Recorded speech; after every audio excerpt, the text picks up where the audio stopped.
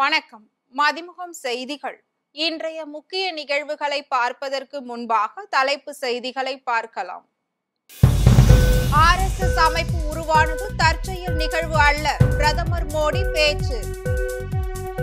நடிகர் சிவாஜி கணேசனின் 98வது பிறந்த நாள். சிவாஜியின் மணி மண்டபத்தில் முதலமைச்சர் மு.க. ஸ்டாலின் மரியாதை. பாசிச பாஜக என கூறிவிட்டு பாஜகவின் பின்னால் தவேக தலைவர் விஜய் ஒளிந்து கொண்டிருக்கிறார். அமைச்சர் சிவசங்கர் விமர்சனம். லடாக் மக்களுக்கு பிரதமர் மோடி துரோகம் செய்துள்ளார். ராகுல் காந்தி எம்பி குற்றச்சாட்டு. தமிழகம் மற்றும் புதுச்சேரியில் இன்று மிதமான மழை பெய்யக்கூடும். சென்னை வானிலை ஆய்வு மையம் அறிவிப்பு. RSS அமைப்பு உருவானது தற்செயல் நிகழ்வு அல்ல என்று பிரதமர் நரேந்திர மோடி தெரிவித்துள்ளார். RSS அமைப்பின் 100ஆண்டு நிறைவு விழா கொண்டாட்டம் இன்று துவங்குகிறது. டெல்லியில் நடக்கும் இந்த கொண்டாட்ட நிகழ்வில் கலந்து கொண்ட பிரதமர் நரேந்திர மோடி சிறப்பு அஞ்சல் தலை மற்றும் நாணயம் ஆகியவற்றை வெளியிட்டார். இந்நிகழ்ச்சியில் பேசிய பிரதமர் மோடி 100 ஆண்டுகளுக்கு முன் RSS அமைப்பு உருவானது தற்செயல் நிகழ்வு அல்ல என்றும் ஆயிரக்கணக்கான ஆண்டுகளாக நடந்து வரும் ஒரு பாரம்பரியத்தின் மறுமலர்ச்சி என தெரிவித்தார். தொடர்ந்து தானும் RSS அமைப்பை வேறாக கொண்டவன்தான் என்று பேசிய பிரதமர் மோடி தீமையை எதிர்த்து உண்மையை நிலைநாட்டி நாட்டுக்கு பல சேவைகளை RSS இயக்கம் செய்துள்ளதாக தெரிவித்தார். நடிகர் சிவாஜி கணேசன் பிறந்த நாளை ஒட்டி அவரது மணி மண்டபத்தில் முதலமைச்சர் மு.க. ஸ்டாலின் மரியாதை செலுத்தினார். நடிகர் சிவாஜி கணேசனின் 98வது பிறந்த நாள் இன்று கொண்டாடப்படுகிறது. இதனையொட்டி அரசியல் தலைவர்கள், திரைப்பிரபலங்கள் மற்றும் ரசிகர்கள் உள்ளிட்ட பலரும் சிவாஜி கணேசனின் சிலைக்கு மரியாதை செலுத்தி வருகின்றனர். இந்நிலையில் சென்னை அடையாறில் உள்ள அவரது மணி மண்டபத்திற்கு வெளியே அமைக்கப்பட்டுள்ள சிலை மற்றும் உருவப்படத்திற்கு தமிழ்நாடு அரசின் சார்பில் முதலமைச்சர் மு.க. ஸ்டாலின் மாலை அணிவித்து மலர்தூவி மரியாதை செலுத்தினார். அதனைத் தொடர்ந்து அமைச்சர்கள் மரியாதை செலுத்தினர். அப்போது நடிகர் பிரபு, விக்ரம் பிரபு, கவிஞர் வைரமுத்து உள்ளிட்ட சிவாஜி கணேசனின் குடும்பத்தினர் உடன் இருந்தனர்.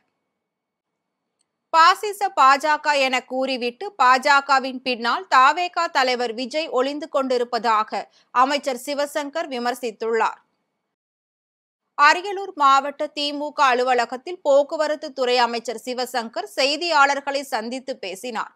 அப்போது கரூர் சம்பவம் தமிழ்நாட்டிற்கு ஒரு தலைவர் எப்படி இருக்க வேண்டும், ஒரு தலைவர் எப்படி இருக்கக்கூடாது என்பதை உணர்த்திருப்பதாக தெரிவித்தார். தொடர்ந்து மக்களை இந்த நேரத்தில் திசை திருப்பி குழப்பிய கூட்டத்தில் மீன் பிடிக்கலாம் என்பதை தவேக கட்சியும் அந்த கட்சியை சேர்ந்த ஆதவ் அர்ஜுனாவும் அதன் பின்னணியில் இருக்கின்ற பாஜகவும் முயற்சிப்பது வெளிப்படையாக தெரிவதாக விமர்சித்தார். பிரதமர் மோடி லடாக் மக்களுக்கு துரோகம் செய்துவிட்டதாக ராகுல் காந்தி குற்றம் சாட்டியுள்ளார். சிறப்பு அந்தஸ்து மற்றும் மாநில அந்தஸ்து வழங்க வேண்டும் என்று வலியுறுத்தி லடாக்கில் நடந்த போராட்டத்தில் கடந்த வாரம் வன்முறை வெடித்தது. இதனைத் தொடர்ந்து போலீசார் நடத்திய துப்பாக்கிச் சூட்டில் 4 பேர் உயிரிழந்தனர். இதில் கார்கில் போர் வீரர் சேவாங் தார்ச்சினும் உயிரிழந்துள்ளார். இந்நிலையில் பிரதமர் மோடி லடாக் மக்களுக்கு துரோகம் செய்துவிட்டதாக மக்களவை எதிர்க்கட்சி தலைவர் ராகுல் காந்தி குற்றம் சாட்டியுள்ளார். தென் அமெரிக்காவில் 4 நாடுகளுக்கு சுற்றுப்பயணம் மேற்கொண்டுள்ள ராகுல் காந்தி தனது எக்ஸ்தல பதிவில் தார்ச்சின் தந்தையின் வீடியோவை இணைத்து தேசத்திற்கு சேவை செய்ததற்கான வெகுமதி இதுதானா என்று பாஜக அரசுக்கு கேள்வி எழுப்பியதோடு லடாக்கில் நடந்த இந்த கொலைகள் குறித்து பாரபட்சமற்ற நீதி விசாரணை நடத்தப்பட வேண்டும் என்றும் குறிப்பிட்டுள்ளார்.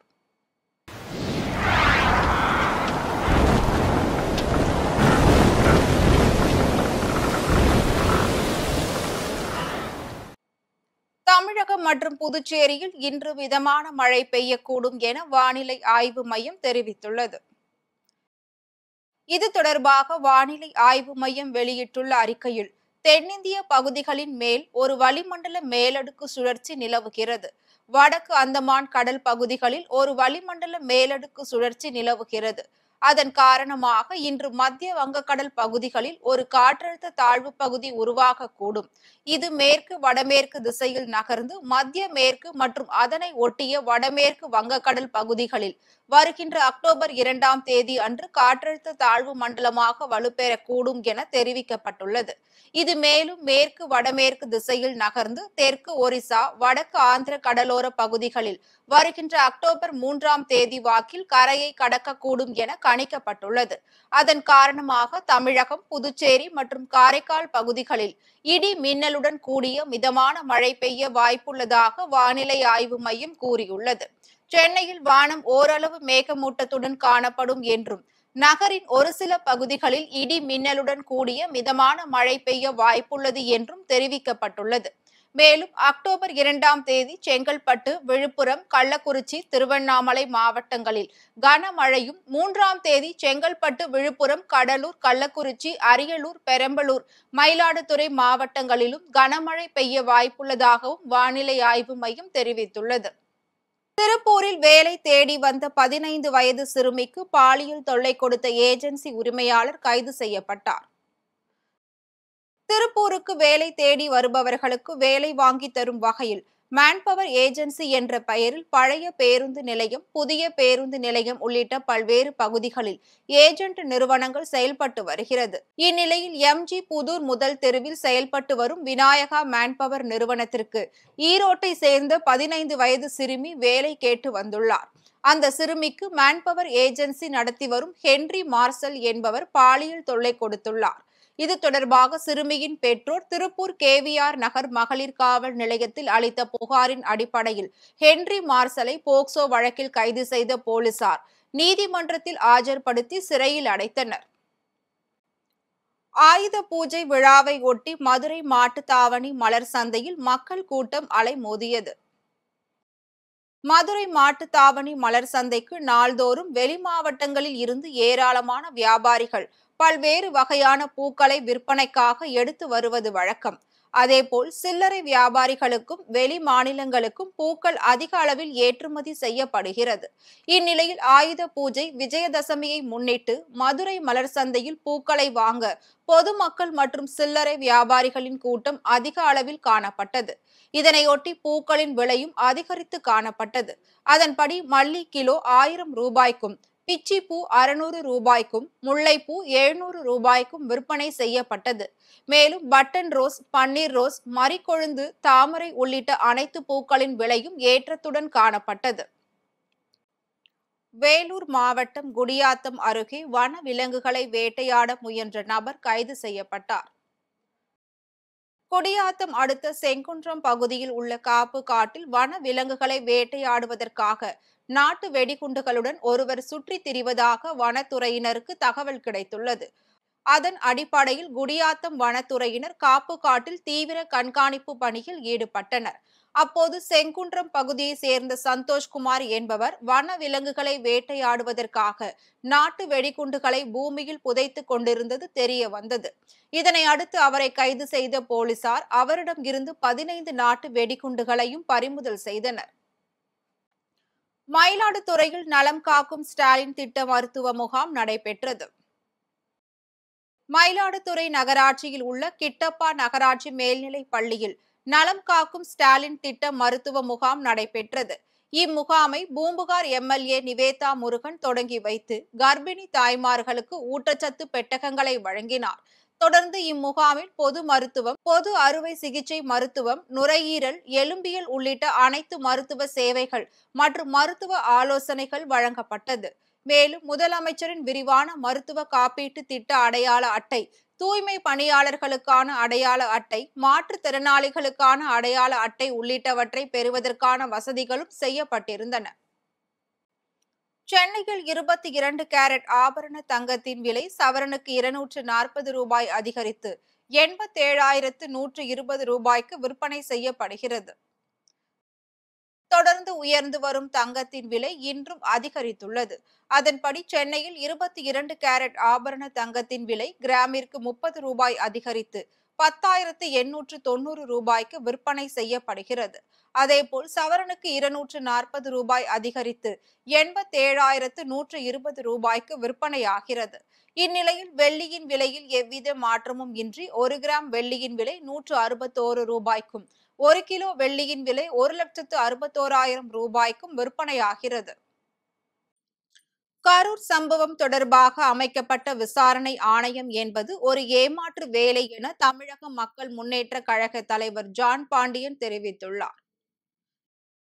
தென்காசி மாவட்டம் மேலாப்பாவூர் பகுதியில் உள்ள நுழைவாயிலை அகற்றுவது தொடர்பான விசாரணைக்காக மாவட்ட ஆட்சியர் அலுவலகத்திற்கு தமிழக மக்கள் முன்னேற்ற கழக தென்காசி மாவட்ட செயலாளர் தவம் என்பவர் ஆஜரான நிலையில் அவருடன் தமிழக மக்கள் முன்னேற்ற கழக தலைவர் ஜான் பாண்டியன் வந்திருந்தார். அப்போது மாவட்ட ஆட்சியர் கமல் கிஷோர் மற்றும் மாவட்ட காவல் கண்காணிப்பாளர் அரவிந்த் உள்ளிட்ட அதிகாரிகள் முன்னிலையில் வாக்குமூலம் கொடுத்தனர். அதனைத் தொடர்ந்து செய்தியாளர்களை சந்தித்த ஜான் பாண்டியன் விஜயின் கால தாமதமும் கரூர் சம்பவத்திற்கு காரணமாக அமைந்தது என கூறினார். இந்த சம்பவம் தொடர்பாக அமைக்கப்பட்ட விசாரணை ஆணையம் சம்பவத்தை பொய்த்து போக செய்யக்கூடிய ஆணையம்தான் என தெரிவித்தார். பிலிப்பைன்ஸில் ஏற்பட்ட நிலநடுக்கத்தால் உயிரிழந்தோரின் எண்ணிக்கை 60ஆக அதிகரித்துள்ளது. பிலிப்பைன்ஸ் நாட்டில் உள்ள விசாயாஸ் மாகாணம் செபு நகரத்தில் நேற்று இரவு திடீரென அடுத்தடுத்து நிலநடுக்கம் ஏற்பட்டது. இது ரிக்டர் அளவுகோலில் 6.9, 7.0, 7.0 என்ற அளவில் வலுவான நிலநடுக்கங்கள் பதிவாகின. நிலநடுக்கத்தை தொடர்ந்து மக்கள் வீடுகள் மற்றும் குடியிருப்பு பகுதிகளில் இருந்து வெளியேறி சாலைகளுக்கு சென்றனர். இதன் காரணமாக மின் விநியோகம் முற்றிலும் தடைப்பட்டது. இந்த நிலநடுக்கத்தில் அப்பகுதியில் இருந்த சில கட்டிடங்கள் இடிந்து தரைமட்டமாகின. இந்நிலையில் இடிபாடுகளில் சிக்கியவர்களை மீட்கும் பணிகள் தொடர்ந்து நடைபெற்று வரும் நிலையில் பலி எண்ணிக்கை 60ஆக உயர்ந்துள்ளது. இதனிடையே உயிரிழப்பின் எண்ணிக்கை மேலும் அதிகரிக்க கூடும் எனவும் அஞ்சப்படுகிறது. மீண்டும் தலைப்பு செய்திகள். RSS அமைப்பு உருவானது தற்செயல் நிகழ்வு அல்ல, பிரதமர் மோடி பேச்சு. நடிகர் சிவாஜி கணேசனின் 98வது பிறந்த நாள். சிவாஜியின் மணி மண்டபத்தில் முதலமைச்சர் மு.க. ஸ்டாலின் மரியாதை. பாசிச பாஜக என கூறிவிட்டு பாஜகவின் பின்னால் தவேக தலைவர் விஜய் ஒளிந்து கொண்டிருக்கிறார். அமைச்சர் சிவசங்கர் விமர்சனம். லடாக் மக்களுக்கு பிரதமர் மோடி துரோகம் செய்துள்ளார். ராகுல் காந்தி எம்பி குற்றச்சாட்டு. தமிழகம் மற்றும் புதுச்சேரியில் இன்று மிதமான மழை பெய்யக்கூடும். சென்னை வானிலை ஆய்வு மையம் அறிவிப்பு. இத்துடன் செய்திகள் நிறைவடைந்தன. மீண்டும் செய்திகள் இரவு 8 மணிக்கு. மேலும் செய்திகளை தெரிந்து கொள்ள மதிமுகம் பிரைம் யூடியூப் தளத்தில் இணைந்திருங்கள்.